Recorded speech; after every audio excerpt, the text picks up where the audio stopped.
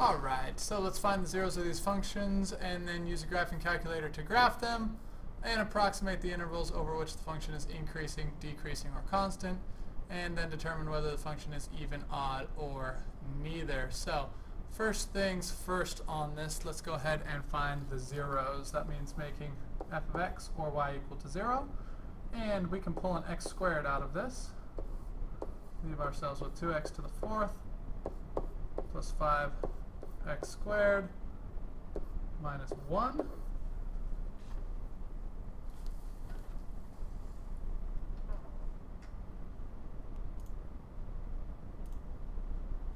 And so I know that from here, x is going to equal 0. Not really sure what's going on in here, though. So let's go ahead and turn this over to the graphing calculator to help us out a little bit. So let me pause this and plug in this equation in the graphing calculator, and then we'll get going. Okay, so I've entered in the equations for problems 12, 13, and 14, but we'll just look at them one at a time. So we'll start with problem 12 in the y1 line. And so we're going to go ahead and take a look at our window here first. I've got some bad x mins and x maxes. I'm not exactly sure what's going to happen, so I always like to start with negative 10 to 10 for my x's and for my y's if I'm not sure what's happening. And it's actually popping up in here, my graph, so it looks like I'm a little bit too far zoomed out on this one, because I know that x equals 0, but there should be some other stuff going on in here. So let's go ahead and do a zoom box and a little graph here really quick. I'm gonna try to zoom in on the area close to the origin.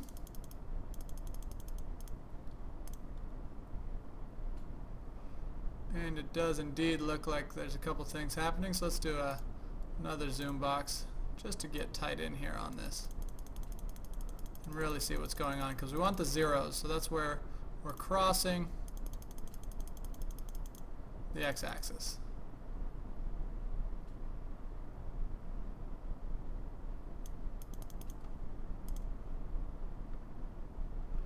And there we go.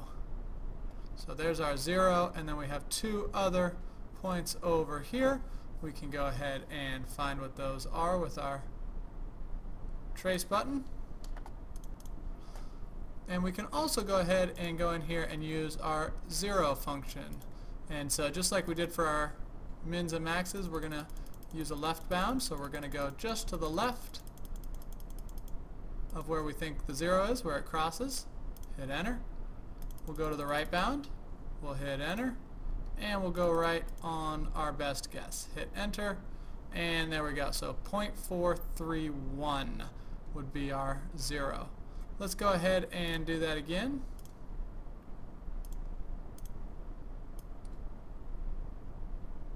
So we know this value here is going to be 0 because of the x squared part that we factored out, but we want to find this other 0. So there's my left bound, there's my right bound, and there's my guess, and positive 0.431.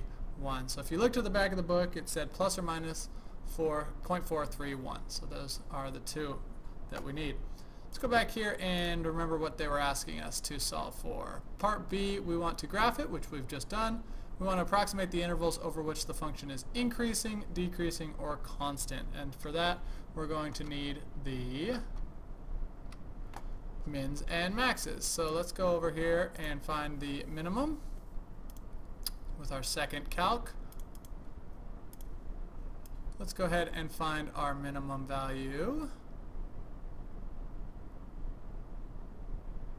here.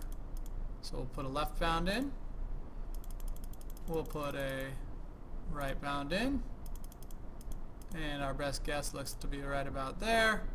And our x value there is negative 0.31. Negative 0.31.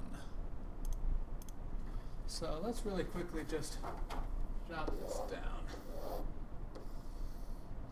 Oops.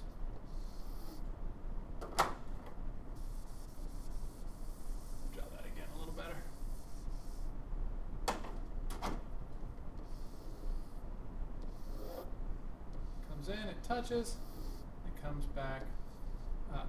And so we're saying negative 0.31 is our x value for our min. We know that this value here is 0. And then let's go find this other x value.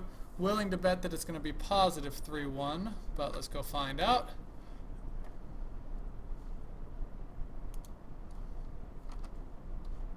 And so we'll go second trace and another minimum. And let's move the cursor over for our left bound just to the left of this other minimum value. That looks pretty good. We'll do our right bound, and then we'll go right in the middle. And so positive 0.31 is our other minimum.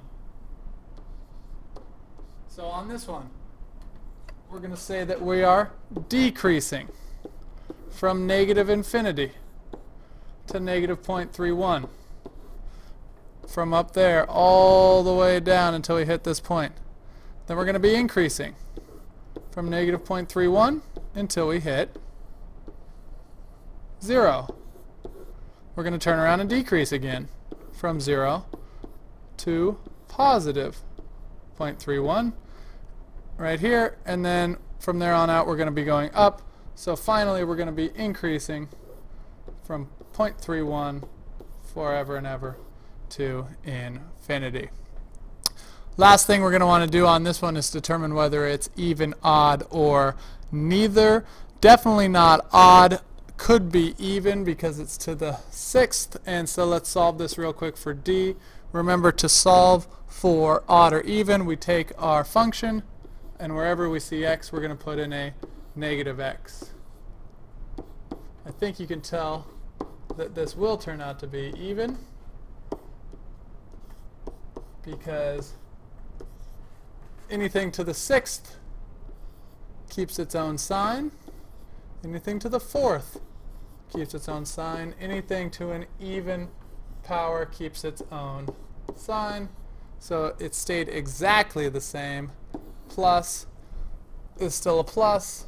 Minus is still a minus. So on this problem, we do have an even function.